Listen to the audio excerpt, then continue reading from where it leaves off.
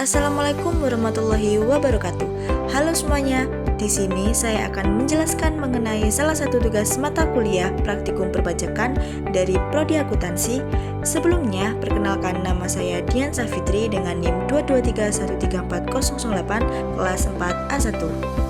Untuk materi pertama yaitu pengertian PBB atau pajak bumi dan bangunan. Pajak bumi dan bangunan adalah pajak yang dipungut atas tanah dan bangunan karena adanya keuntungan dan kedudukan sosial ekonomi yang lebih baik bagi orang ataupun badan yang mempunyai suatu hak atasnya atau memperoleh manfaat daripadanya. Sebagaimana yang sudah dinyatakan pada Undang-Undang Nomor 12 Tahun 1985 Pasal 5, lalu telah diubah dengan Undang-Undang Nomor 12 Tahun 1994 tentang pajak bumi dan bangunan dengan tarif pajak yang dikenakan atas objek pajak sebesar 0,5%. Nah, selanjutnya kita menganalisis surat pemberitahuan pajak terutang. Yang pertama, NOP atau nomor objek pajak.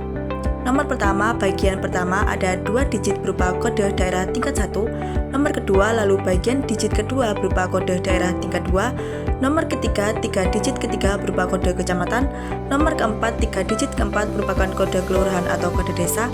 Nomor kelima, 3 digit kelima merupakan kode nomor blok. Nomor keenam, 4 digit keenam berupa nomor urut objek. Dan yang terakhir, 1 digit terakhir merupakan kode khusus. Selanjutnya, pada bagian ini terdiri atas objek pajak bumi dengan luas 63 meter persegi, NOP per meter persegi sebesar 285.000 dan total NJOP sebesar 17.955 dan objek pajak bangunan dengan luas 36 meter persegi, NOP per meter persegi sebesar 700 dengan total NJOP 25.200. Pada bagian NJOP untuk perhitungan PBB pajak terutang yang akan dibayarkan oleh WP yang dikenakan tarif 0,1% dan 0,5%. Pada bagian terakhir menunjukkan jumlah pajak terutang yang harus dibayarkan. Untuk letak objek pajak berada di Jalan Jogoyudan, Kecamatan Lumajang, Kabupaten Lumajang. Selanjutnya bagian nama dan alamat wajib pajak. Untuk nama inisial R dengan alamat sama dengan letak objek pajak yang berada di Jalan Jogoyudan, Kecamatan Lumajang, Kabupaten Lumajang. Setelah itu, apakah sudah lunas pembayaran? Pembayaran PBB belum sepenuhnya lunas karena tahun 2021 dan 2025 masih belum dibayar. Begitupun untuk catatan tunggakan di tahun 2021 dengan total 14.373 termasuk denda, tahun 2025 dengan total 21.578 belum termasuk denda karena masih dalam masa tenggat. Total tunggakan keseluruhan hingga 27 Mei 2025 adalah 35.951. Apakah SPPT terdistribusi dengan baik tahun 2025? SPPT tahun 2025 telah diproses secara administratif dan sudah tercatat dalam sistem dengan detail yang lengkap. Namun tidak terdapat bukti langsung dalam dokumen ini bahwa SPPT fisik telah diterima oleh wajib pajak. Oleh karena itu, tidak dapat dipastikan bahwa SPPT 2025 telah terdistribusi dengan baik, meskipun besar kemungkinan telah tersedia untuk didistribusikan. Diperlukan verifikasi dari pihak badan pajak atau laporan penerimaan dari wajib pajak untuk memastikan distribusi SPPT tahun 2025. Selanjutnya yang kedua ada pajak reklame. Pajak reklame diatur dalam Peraturan Daerah Nomor 12 Tahun 2011 tentang pajak reklame. Dalam perda tersebut dijelaskan, pajak reklame adalah pungutan yang dikenakan atas semua penyelenggaraan reklame. Reklame adalah benda, alat, perbuatan, atau media yang terbentuk dan corak ragamnya dirancang untuk tujuan komersial memperkenalkan, memperingatkan, mempromosikan, atau menarik perhatian umum terhadap sesuatu. Reklame dibedakan menjadi 2 jenis, yaitu reklame produk dan reklame non-produk. Reklame produk adalah reklame berisi informasi tentang barang atau jasa, sedangkan reklame non-produk adalah jenis reklame yang semata-mata memuat nama perusahaan, badan, nama usaha, contohnya logo, simbol, atau identitas perusahaan yang bertujuan agar diketahui oleh orang banyak. Subjek pajak reklame adalah orang pribadi atau badan yang menggunakan reklame tersebut, sedangkan objek pajak reklame adalah reklame papan, reklame billboard, reklame videotron, reklame megatron, dan sejenisnya. Tarif yang dikenakan untuk pajak reklame sebesar 25%. Di sini ada contoh perhitungan pajak reklame. Sebuah perusahaan ingin memasang baliho berukuran 3x4 meter di pusat kota selama 2 bulan. Nilai sewa reklame di lokasi tersebut 80.000 per meter persegi per bulan. Jika tarif pajak reklame di daerah tersebut 25%, maka perhitungan pajaknya sebagai berikut. Ukuran reklame 3x4 meter sama dengan 12 meter persegi. NSR per bulan 80.000 dikali 12 meter persegi sama dengan 960.000. NSF total untuk 2 bulan 960.000 dikali 2 sebesar 1.920.000. Tarif pajak 25%. Pajak reklame 1.920.000 dikali 25% sama dengan 480.000. Maka pajak reklame yang harus dibayarkan adalah Rp480.000.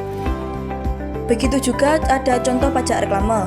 Nama usaha Cafe Oala, jenis usaha perdagangan kuliner, jenis reklame produk neon box karena berbentuk lingkaran dan menggunakan lampu dalam neon sebagai sumber cahaya, alamat Jalan Juanda No 36, Rogo Turunan, Kecamatan Lumajang, Kabupaten Lumajang, Jawa Timur.